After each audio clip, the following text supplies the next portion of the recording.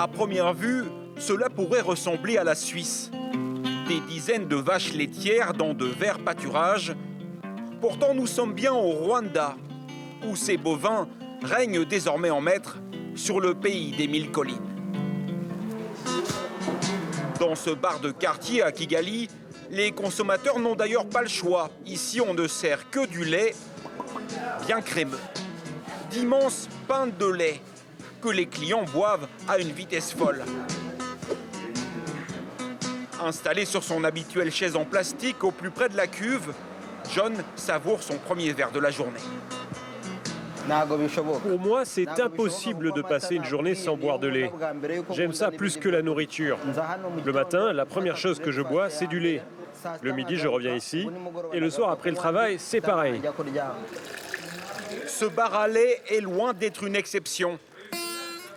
Il y en a plusieurs centaines, rien que dans la capitale. Cette forte demande est le résultat d'une politique lancée il y a près de 30 ans, en 1994, au lendemain du génocide.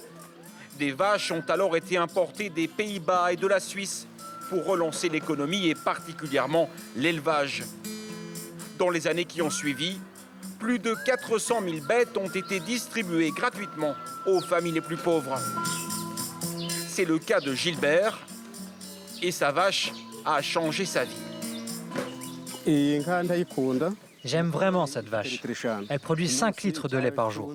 Je peux ensuite le vendre à la laiterie. Ça me fait un peu d'argent pour joindre les deux bouts. Avec ce lait, il gagne un peu plus de 30 € par mois. Une belle somme ici. Et il peut aussi nourrir ses enfants directement, après la traite. Allez, bois encore. Bois un peu. Et c'était un des autres objectifs de ce programme, lutter contre la malnutrition. Et pour ceux qui n'ont pas de vaches à la maison, le gouvernement distribue aussi du lait gratuitement dans les écoles. C'est le cas ici, dans le village d'à côté. Bonjour les enfants! Bonjour, monsieur! Peter est l'un des responsables du projet. Ce matin, il fait le tour des classes, les bras chargés. Tiens, bois un peu. On distribue du lait parce que quand un enfant étudie en ayant suffisamment mangé, ça évite le décrochage scolaire. Au Rwanda, plus d'un enfant sur 3 de moins de 5 ans souffre d'un retard de croissance. Cette petite brique est devenue essentielle pour certains. La légende dit que le lait du Rwanda aurait un goût unique au monde. Une chose est sûre, au pays des 1000 collines, il fait l'unanimité.